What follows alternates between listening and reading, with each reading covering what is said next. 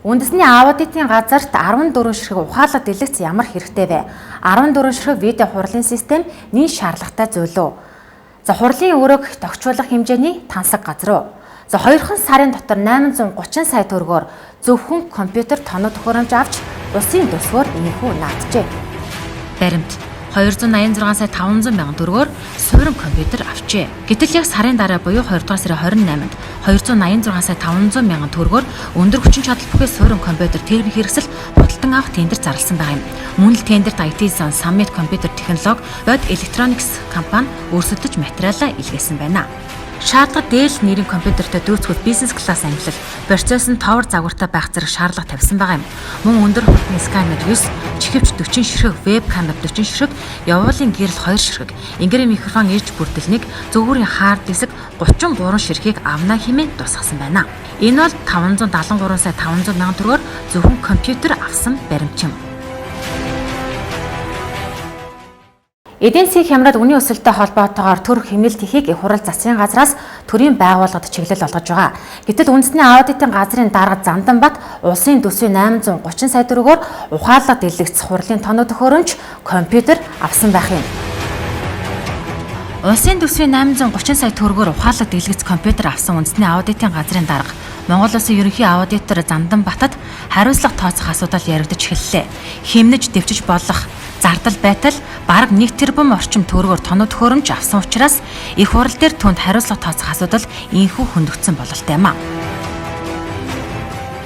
Баримт 255 сая 600 мянган төгрөгөөр ухаалаг дэлгэц видео хурлын систем авна. Үндэсний аудитын газар 3 дугаар сарын 14-ний өдөр 255 сая 600 мянган төгрөгөөр хэвлэг төхөөрөмж онлайн системийн төхөөрөмж худалдан авах тендер зарлажээ. Энэ сарын 14-ний өдөр тендерийн нээлтийг хийсэн байна. Гэтэл тендер Санка маркетинг Монголиа гэх ганцхан компани өрсөлдөж, өөрөөр хэлбэл улаан гэрлэр уг тендерийг тус компанид өгнө гэсэн үг юм а. Тодорхойлбол 287 сая төгрөгөөр зөөврийн компьютер, 286 сая 500 мянган төгрөгөөр суурин компьютер, 255 сая 600 мянган төгрөгөөр ухаалаг дэлгэц хурлын тоног төхөөрөмж авсан байх юм а. Гэтэл тендер Санка маркетинг Монголиа гэх ганцхан компани өрсөлдөж, өөрөөр хэлбэл улаан гэрлэр уг тендерийг тус компанид өгнө гэсэн үг юм а. За үүнээс 573 сая 500 мянган төгрөг зөөврийн болон суурин компьютер зарцуулагдсан байгаа юм. 1 сарын зайтай 2 тендер зарлаж хизээний гүйцэтгэгч байгууллагаа сонгожээ. Үндэсний аудитын газар цоошин нэр байгуулагдсан газар биш юм.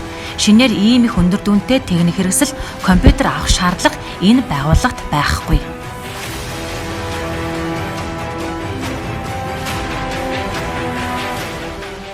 Баримт 287 сая төгрөгөөр зөөврийн компьютер авчээ. Үндэсний аудитын газар 2022 оны 1-р сарын 28-нд 287 сая төгрөгөөр өндөр хүчин чадал бүхий зөөврийн компьютер техник хэрэгсэл худалдан авах тендерт зарлаж гүйцэтгэжээ тодруулаад байгаа юм а.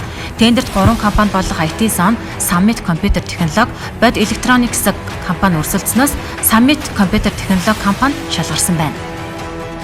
Өндөр хүчин чадал бүхий зөөврийн компьютерын Dell брэнд Latitude 5 серийн ангилал буюу түүнээс дээш байх. 15.6 буюу түүнээс дээш инч дэлгэцтэй Full HD утасгүй маустай байх зэрэг шаардлага тавьсан байна. Улсын хурлын дарга Зандан шатар их хурлаас томилогддог төрийн байгууллагуудын удирдлагуудтай уулзаж хэмнэлтийн горимд ажиллахыг үүргэсэн.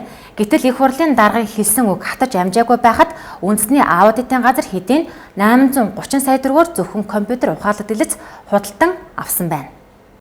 Улсын хурлын дарга Зандан шатраа таны харианы байгууллага болох үндэсний аудитын газрын дарга Занданбат дүсийн мөнгөөр туйлсаар байгааг та харж байна уу? Үүрэг чиглэлийг зөрчиж байгаа түнд хариуцлага тооцох уу?